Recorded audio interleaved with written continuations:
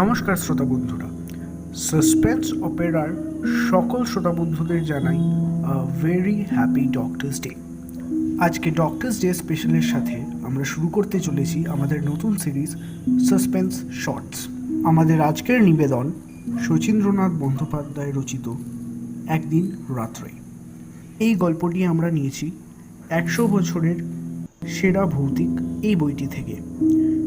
গল্পের সূত্রধার ও দ্বিতীয় ব্যক্তির চরিত্রে আমি প্রগত, মূল ভূমিকায় আয়ুষ, পর্ব পরিচালনা মেজদা ও প্রথম ব্যক্তির চরিত্রে আবির। শুরু হচ্ছে একদিন রাত্রে। Stay tuned. বিএসসি পরীক্ষা সামনে এসে গেছে, পড়াশোনা কিছুই করিনি। মেজদার নতুন মোটরটায় 70 মাইল স্পিড দিয়ে ডায়মন্ড হারবারে কিংবা চন্দননগরে বন্ধু বান্ধব নিয়ে হল্লা, এইসবই দিন কেটেছে। কিন্তু আর নয়, বই খুলে এবার ঘরে বসেছি। রাত বোধহয় অনেক হলো। বৈঠকখানা থেকে বর্দার ব্রিজের আসরের তর্কাতর্কি আর কানে আসছে না। মেজদা ডাক্তার, অনেকক্ষণ রোগী দেখে ফিরে এসে তার ঘরে শুয়ে পড়েছে। কেটে গেছে আরো বেশ কিছুক্ষণ। এবার ঘুম পাচ্ছে, রীতিমতো ঢুলে পড়ছি। কিন্তু না, ঢুললে চলবে না, ঘুমোলে চলবে না। খাতা দিয়ে অঙ্ক কষতে শুরু করলাম। অঙ্ক কষছি। এমন সময় দরজার পাল্লা ঠেলে হঠাৎই মেজদার আবির্ভাব। বললেন, ওরে একটু চল তো আমার সাথে, ড্রাইভার বাড়ি চলে গেছে। এদিকে কলও এসছে একটা জরুরি, না গেলেই নয়। যত ঝামেলা এত রাতে। ডাক্তারি করেছে কি ঝক মারি। বড় ভারী কি মানুষ এই মেজদা, এখনো বেশ সমীহ করে চলতে হয়।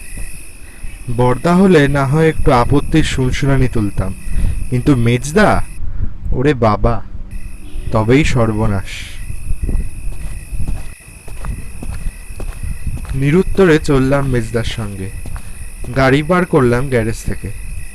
মেজদা এসে পাশে বসলেন, আর ভিতরের সিটে বসলো একটি মধ্যবয়স্ক গেও লোক। এই লোকটি বুঝি ডাকতে এসেছিল মেজদাকে।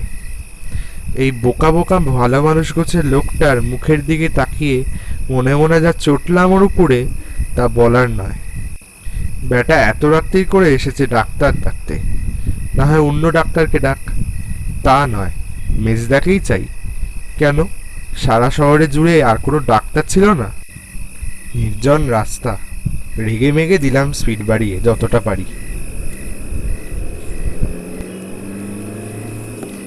এই রাস্তা সে রাস্তা করতে করতে শহরের প্রায় বাইরে অন্ধকার এক কানাগলির সামনে লোকটা দাঁড় করালো আমাদের। তারপরে গাড়ি থেকে নেমে মেজদাকে বলল, একটু বসুন ডাক্তার বাবু, আমি লণ্ঠনটা নিয়ে আসি, ভিতরে বড় অন্ধকার। লোকটা দেখতে দেখতে গলির মধ্যে অদৃশ্য হয়ে গেল। আর তার কয়েক মুহূর্ত পরেই গলির মধ্যে থেকে বেরিয়ে এলো আরেকটি মধ্যবয়সী লোক। ওই অন্ধকার থেকেই হাতে করে লণ্ঠন বা টর্চ ছিল না। মোটরের কাজ বরাবর এসে আমাদের দুজনকে দেখে একটু ধমকে দাঁড়ালো। বলল, ও ডাক্তারবাবু বুঝি? মেজদা মাথা নাড়িয়ে জানিয়ে দিলেন, হ্যাঁ, আমি ডাক্তার। লোকটি বললে, আর দেখে কি করবেন বাবু? রোগীর তো ওদিকে সময় হয়ে গেছে। বলেই আর দাঁড়ালো না।